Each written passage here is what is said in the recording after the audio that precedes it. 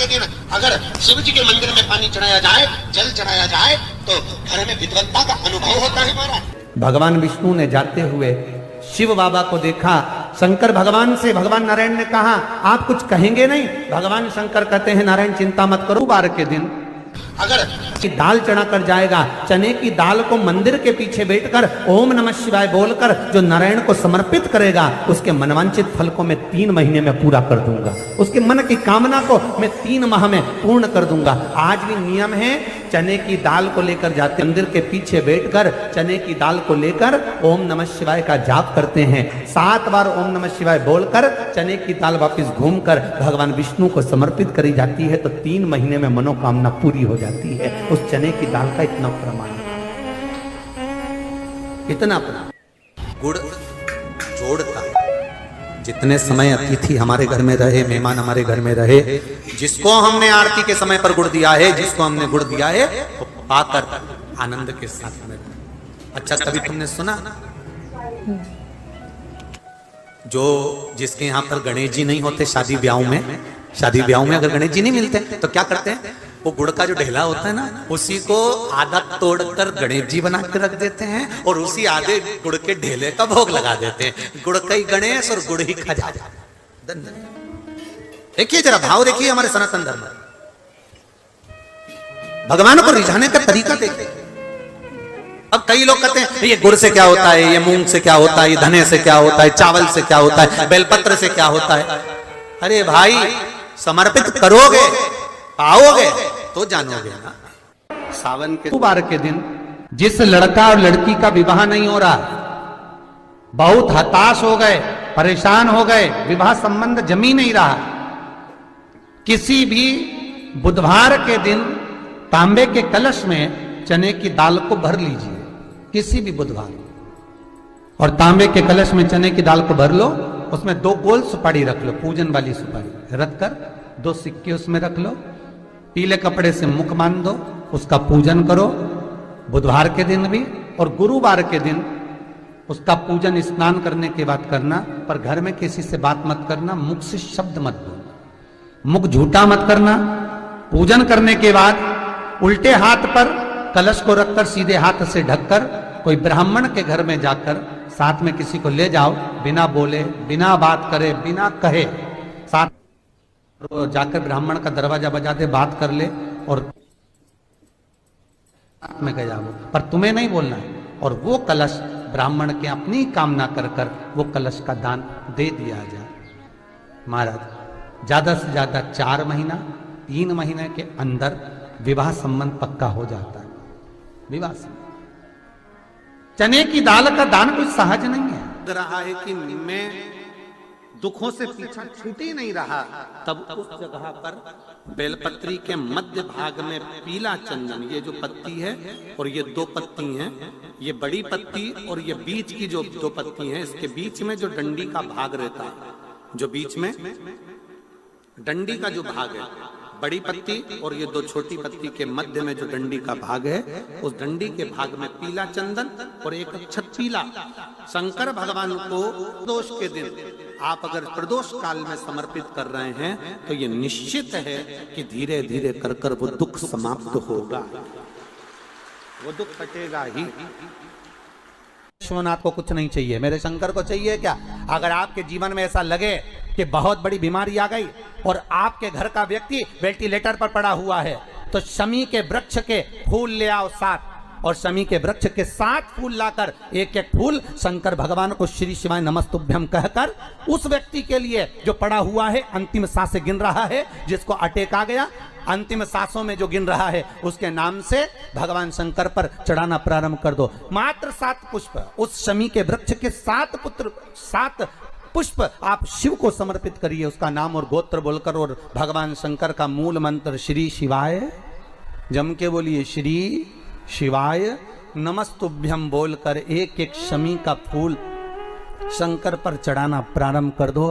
फिर आगे वो विश्वनाथ की मर्जी है, वो प्राण कैसे लेकर वापिस आता है, उस काल से छुड़ाकर महाकाल कैसे लाता है, ये वो जाने। आपका फर्ज केवल आप अदा करिए। ये 3 समय एक ऐसा समय है, मान लो सुबह यदि आपको समय ना मिले भगवान शंकर का गुणगान करने के लिए, मान लो दोपहर का समय ना मिले शंकर भगवान का गुणगान करने के लिए, तो शिव पुराण कहती है जब सूर्य डूब रहा हो, प्रदोष काल का जब समय हो, तब उस शंकर का गुणगान करो तो सारी जिंदगी तुम्हें किसी के आगे हाथ नहीं फैलाना पड़ेगा। भगवान भोलेनाथ स्वयं तुम्हें उतना प्रबल वैभवपति बना। कितना सुंदर कहा है। जब जिंदगी बहुत संघर्ष में चल रही हो, बहुत दुख का जीवन चल रहा हो, बहुत कष्ट का जीवन चल रहा हो, बहुत कष्टमय जीवन चल रहा हो, तब शमी के 5 पत्ते, शमी के 5 पत्ते, एक दुर्वा के साथ एक अक्षत चावल का एक दाना, वो भी हल्दी में भिंगोया हुआ हो या केसर में भिंगोया हुआ हो, शमी पत्र 5, एक दुर्वा, एक चावल का दाना, जो दिल से हृदय से बेलपत्री के वृक्ष के नीचे पार्थिव लिंग का निर्माण कर कर मट्टी का शिवलिंग बनाकर प्रदोष काल में, मतलब शाम के समय पर शिवलिंग बनाकर उस पे जल चढ़ाकर, जो ये 5 शमी का पत्र, एक दुर्वा और एक चावल का दाना, अपनी कामना कर कर जो दुख चल रहा है बाबा से विनय कर कर एक एक पत्ता जब समर्पित कर दे, फिर एक दुर्वा समर्पित कर दे, फिर एक चावल का दाना समर्पित कर दे और बाबा का वहीं पर पुनः विसर्जन कर दे, 3 महीना तो जाने दो, 15 दिन के अंदर वो दुख कटता जरूर है, चाहे कोई भी दुख, किसी भी तरह का दुख क्यों नहीं। एक बेलपत्र के वृक्ष की परिक्रमा करने वाले को हजारों अश्वमेध यज्ञ का फल प्राप्त हो जाता है, हजारों अश्वमेध यज्ञ का फल प्राप्त हो जाता है। उसी तरह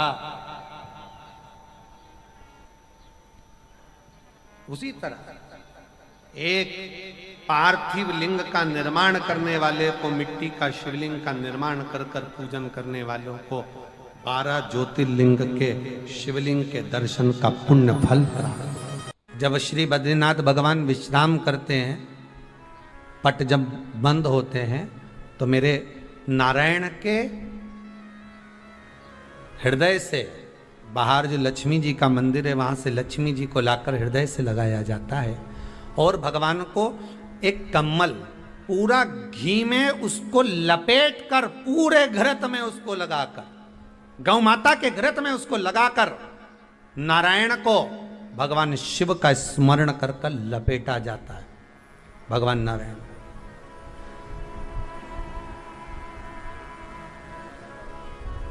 बद्रीनाथ बाबा के मंदिर में दिया घी से भर दिया जाता है, ताले लगा दिए जाते हैं, सब नीचे आ जाते हैं। जब अक्षय तृतीया के समय पर पट खोलते हैं, बाबा का कम्मल घृत से जुड़ा हुआ वैसा कि वैसे ही घृत भरा हुआ,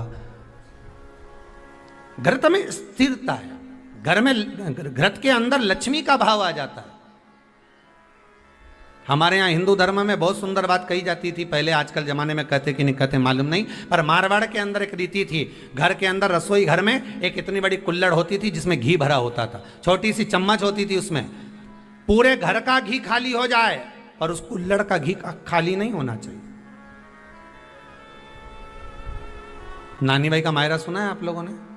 अगर नानी भाई का मायरा सुना होगा तो नानी भाई के मायरे में नरसिंह मेहता जी की जो दादी के प्राण छूटे थे, वो केवल इसी बात पे छूटे थे। अगर नानी भाई का मायरा सुना होगा तो आपको मालूम होगा, नानी भाई के मायरे में जब नरसिंह मेहता भोजन करने के लिए बैठे तो नरसिंह मेहता की भाभी दुरत गौरी ने कह दिया दादी के सामने, जब दादी बोली क्यों इसकी रोटी में घी नहीं लगा, तो कहा कुल्हड़ का घी समाप्त हो गया है, रसोई घर में जो बाटकी रखी थी उसका घी समाप्त हो गया। जय कुंवर भाई को चिंता लग गई, आंखों से अश्रु बहने लगे और जय कुंवर भाई नरसिंह मेहता की दादी प्राणों को छोड़ दी कि मेरे रसोई घर का घी समाप्त हो गया, मतलब ये घर अब बर्बाद होने में देरी नहीं लगेगी। नानी भाई का मायरा कहता है दादी के प्राण छूट गए थे, नैनों से नीर बह रहा था, केवल जरा सा संवाद। शास्त्र कहता है घर के रसोई घर में जिस बाटकी से आप रोटी पर घी लगाते हो उसकी बाटकी में भले आधा चम्मच घी पड़ा पर पड़े रहना चाहिए। क्यों? वो लक्ष्मी को घटने नहीं देता। जिस दिन बाटकी मंज जाए, साफ हो जाए, उसी दिन उसको धोकर पोंछ कर वापस भर देना चाहिए। अगर बाटकी गंदी हो गई तो आप धो पोछो, मना नहीं है, पर उसको धोने पोछने से पहले एक कटोरी में घी भर दो, चम्मच रख दो। पर रसोई घर में बाटकी में घी होना चाहिए और उसमें आप डालते रहो और लगाते रहो, रोटी में चलेगा, पर बाटकी का घी समाप्त नहीं होना चाहिए, कुल्हड़ का घी समाप्त नहीं होना चाहिए। वो बरकत है, वो भंडार है, वो संपदा है हमारी। घृत वैभव देता है, घृत वैभव प्रदान करता है,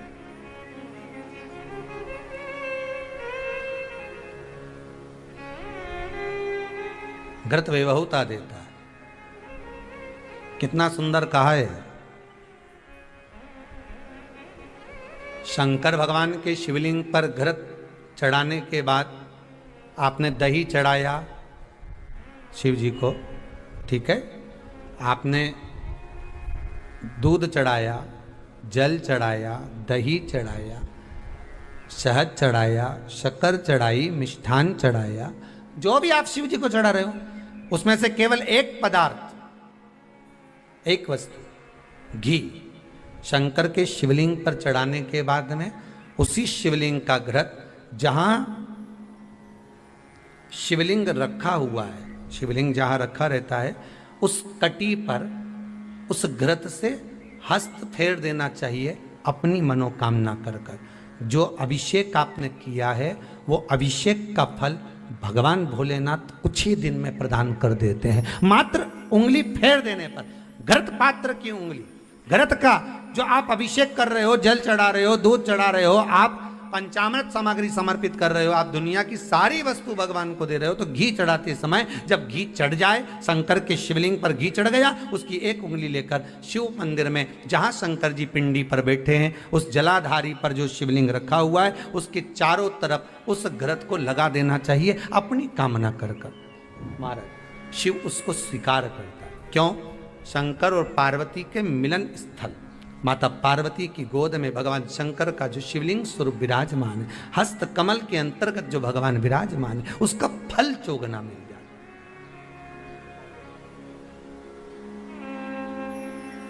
शक्तिपीठ नाम सुना है? अरे बोलो तो, जितने लोग कथा सुन रहे, शक्तिपीठ नाम सुना है? शक्तिपीठ का मतलब क्या होता है? जहां पर माता सती के अंग के टुकड़े होकर गिर पड़े वो शक्तिपीठ के रूप में निर्मित हो गए।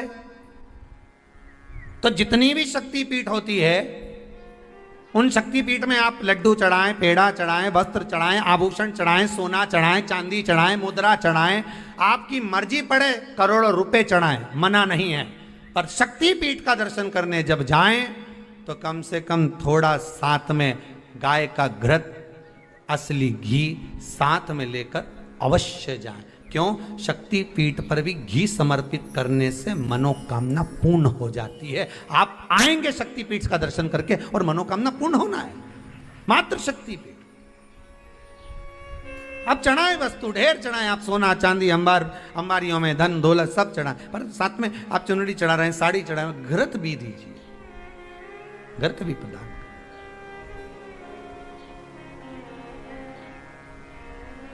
घृत का दान मूल है।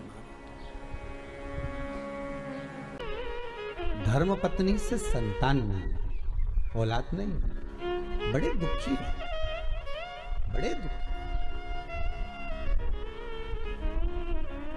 अच्छा, संतान नहीं हो, किसी नारी की गोद अगर, स्त्री की गोद अगर खाली रह जाए तो भी दुख होता है उसको कि मेरे घर में औलाद नहीं, संतान नहीं। हम कई बार कहे, आज फिर कहते हैं, ये टेस्ट भी बाद में कराना, सारी जांचें बाद में कराना। एक बार शंकर का भजन कर कर देख लो, सब जगह से अगर हार जाओ और सारे रिपोर्ट आपकी आपने सब दूर दिखा ली, तो एक बार शंकर पर भरोसा कर कर तुम रुका जी का नाम लेकर सफेद आंकड़े की जड़ को शिवजी पे से रजस्वला धर्म के 7वें दिन 21 बार घुमा लो। नाम गोत्र बोलकर कमर में लाल धागे में बांध लो। पीपल के पत्ते शिवजी को चढ़ाओ, उठाकर लाओ। उस एक पत्ते को रात्रि को गाय के दूध में उकालो और उस दूध को दोनों पति पत्नी पियो।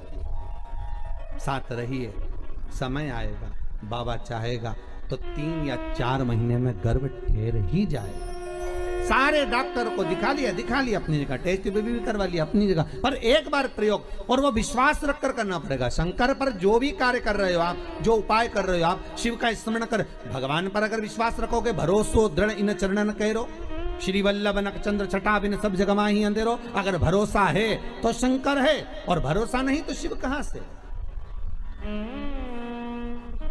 विश्वास लेकर अगर आए हो तो काम तो होगा। ये लोग काशी से आए हुए हैं, विश्वास लेकर ही तो आए होंगे कि हम जाएंगे शंकर की कथा में तो बाबा कृपा जरूर करेगा। कई लोग यहाँ पर बैठे हुए हैं जो विश्वास लेकर आए हुए हैं, दूर दूर से आए हुए हैं, केवल विश्वास लेकर कि भगवान कृपा करेगा किसी न किसी रूप में, मुझे विश्वास है कि बाबा मेरी सुनेगा। और फिर कहता हूं, कथा में अगर आपने मन लगा लिया, भले टीवी चैनल के माध्यम से श्रवण कर रहे हो, भले मोबाइल के माध्यम से श्रवण कर रहे हो, भले पंडाल में सुन रहे हो, बाबा से अगर दिल से आपने अगर कह दिया तो 3 महीना बहुत होता है सब कामना पूरी होने के लिए। मेरा बाबा आपको कुछ ना कुछ दे ही देता है, बस आपकी रुचि के अनुसार सुख प्रदान कर ही देता है। आप उस पर विश्वास, भरोसा, भटकना नहीं है हमको। जिस नारी का रजोधर्म के अंतर्गत नारी को जो परेशानियां होती हैं, कोई के 8 दिन पहले, 4 दिन पहले, 3 दिन पहले कहीं ना कहीं रजोधर्म के अंतर्गत जो बीमारियां होती हैं, उसके लिए महाराज 7 चने की दाल के दाने तुलसी महारानी के सामने कटोरे